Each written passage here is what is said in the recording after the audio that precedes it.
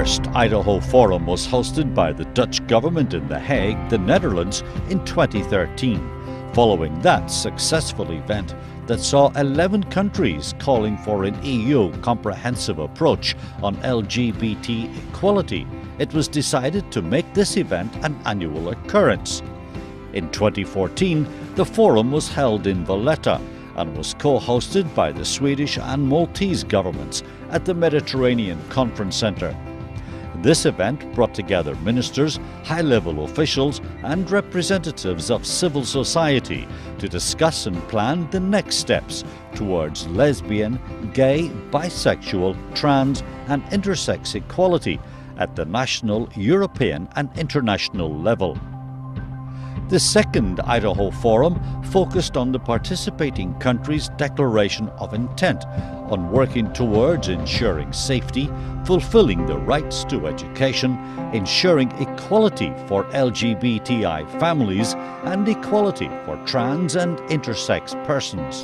Well, this conference is an opportunity for politicians and civil society to be together and to discuss matters, also based on the survey held by FRA last year, and we had the presentation of some other results yesterday, and which confirm how much more still needs to be done in this area of LGBTI rights. And so this is the right place where we can voice what still needs to be done, because it's the forum where civil society representing NGOs from LGBTI organizations, and you have the political class here, which is the class which will have to legislate.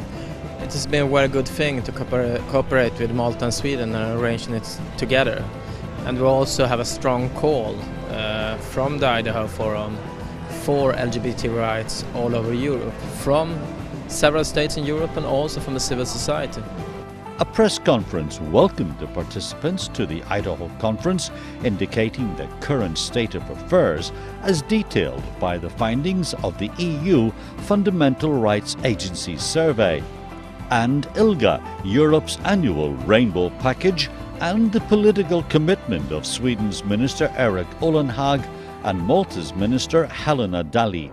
For us, co-hosting this forum with Sweden makes it even more meaningful, since the Swedish government has been on the forefront for a very long time, with both of us working together towards this forum, as well as having several ministers and governments represented during these 2 days. The European continent is brought together in the fight for equality. And to win that battle, you need brave political leaders. And I'm proud to be friend of Minister Dalli, who have shown to be a really brave political leader in this context. Go back 10 years ago, and you would see that Sweden and Malta had quite different opinions concerning LGBT rights.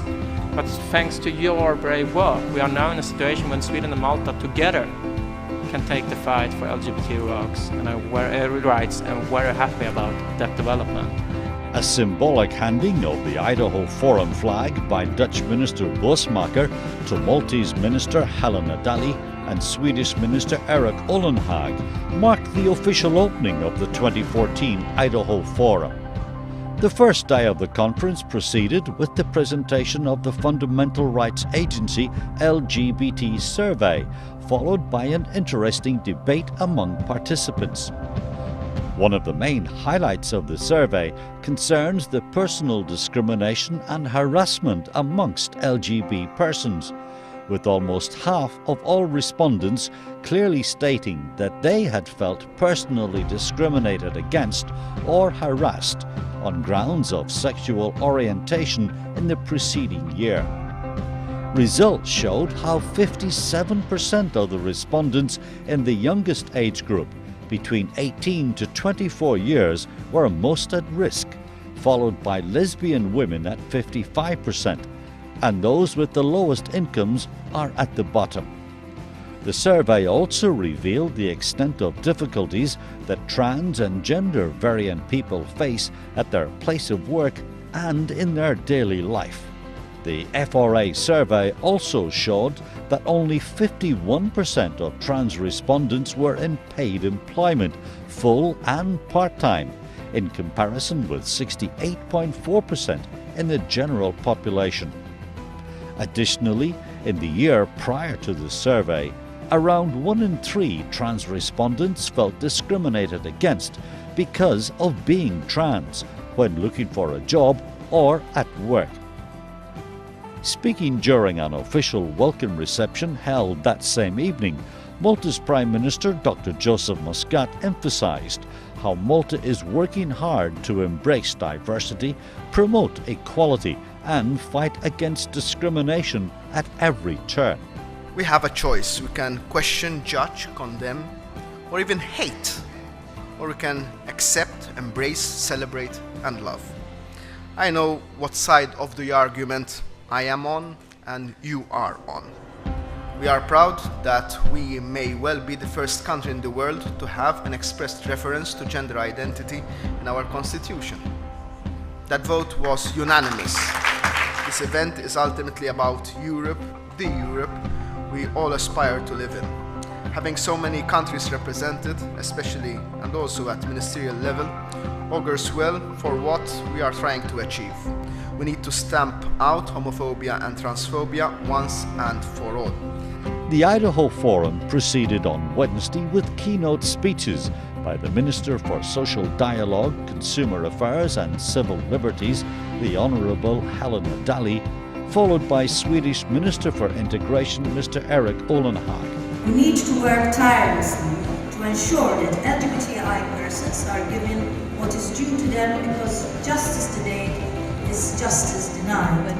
We are here together to listen, to learn, to grow together and to further work in this field of human rights, because in the end, when we are talking about LGBTI rights, we are talking about human rights. We've heard of experiences, the different experiences of people living in the different countries, even though they are all European countries. We can see the different levels of progression which has been made in this particular area of policy. So it's a wonderful experience where we can exchange our views, our ideas and see what are the best practices and how to proceed in granting rights for LGBTI people.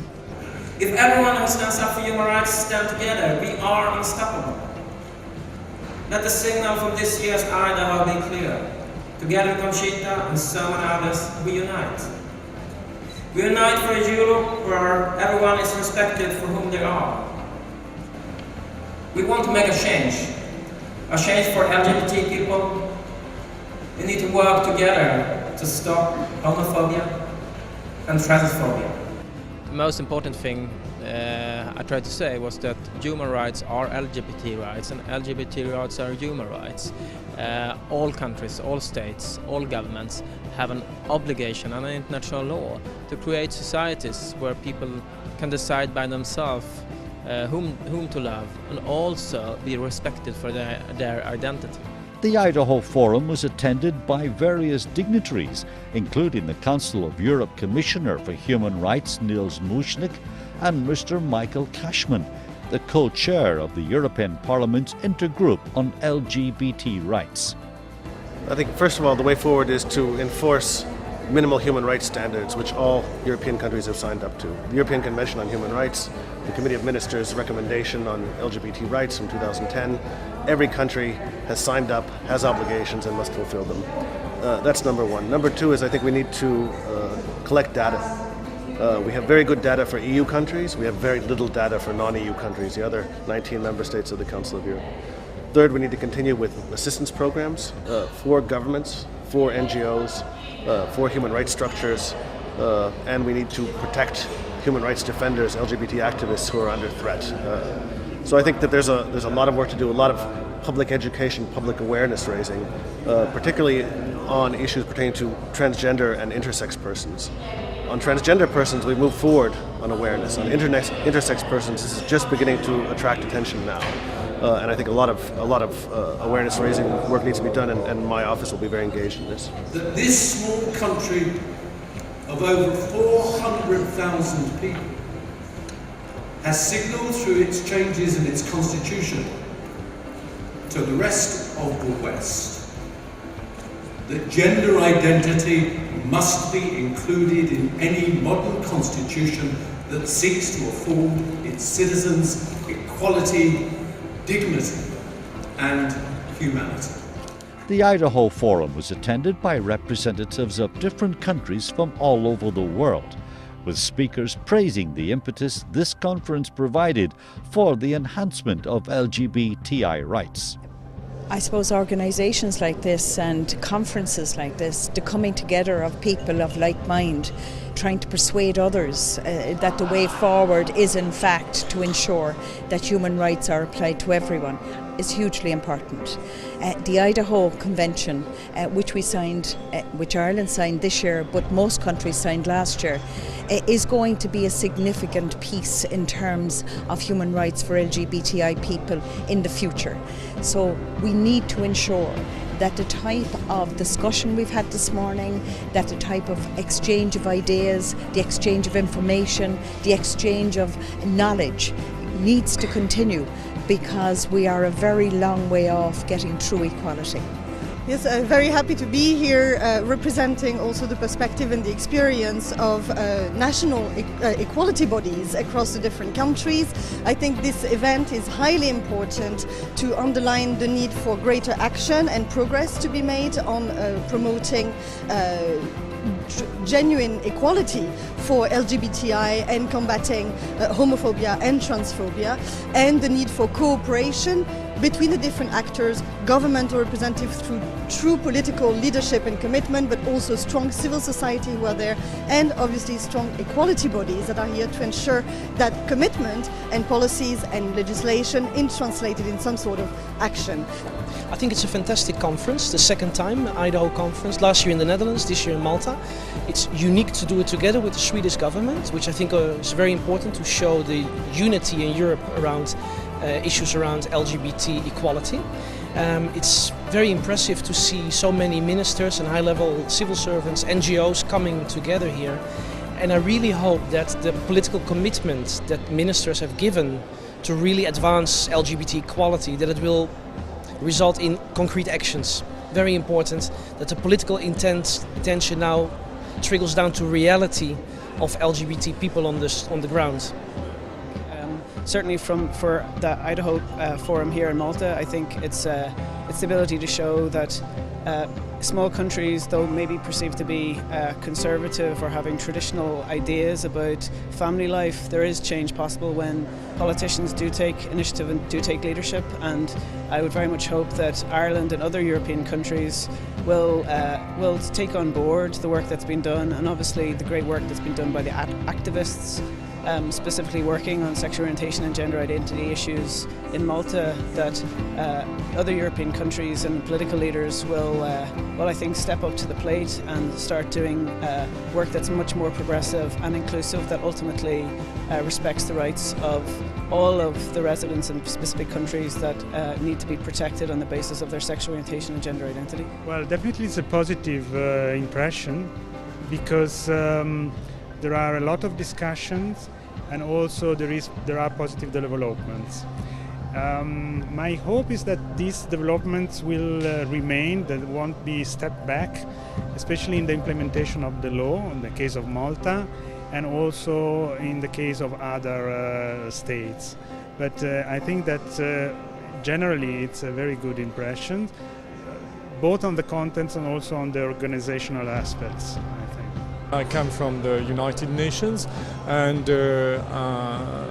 Malta is one of our member states, and I have to say that I'm very pleased to see that one of our member states is so committed to this issue that UNESCO in this case has been working on for a few years now. Following a series of panel discussions, a ministerial meeting was held whereby ministers shared their plans on LGBTI equality domestically, common European goals, and how they could jointly work together to stamp out homophobia and transphobia. Towards the end of the Idaho Forum, 17 countries signed the Declaration of Intent, whereby they committed themselves to affirm equality for LGBTI people in all spheres of life and work in cooperation with others to enhance protection on the grounds of sexual orientation and gender identity at the regional and international levels. The strong message is that we are now over 15 countries, I think 17 countries that have signed it, that are putting the obligation on ourselves to work seriously with LGBT rights. But you should also remember that all kinds of declarations like this doesn't mean anything if there's going to be on a paper. The Idaho Forum, I see it as a process. It started last year in the Netherlands, it continues this year, and this declaration is one big step in this process, but we also need to go home to our own countries and do our homework concerning LGBT rights and human rights. Well, the Declaration of Intent is very important, and Ireland is delighted to have Minister Kathleen Lynch here to sign this and to put our name down on record officially as leading the way forward on this together with Malta. The Declaration of Intent that Sweden and Malta are proposing this year is an important step forward. We believe that governments need to declare their intention to work explicitly for LGBTI equality loudly and clearly. Part-time commitment or a la carte commitment is not good enough. The third Idaho Forum will be held in Montenegro in May 2015. It will serve as a platform for political leaders to once again work together to advance the LGBTI equality agenda further. The Declaration of Intent remains open for signatures, and countries are thus most welcome to join in. As Prime Minister Muscat said about the concept of equality, you cannot be part-time in the defence of human rights or the promotion of equality, and you certainly cannot be part-time in the battle against homophobia.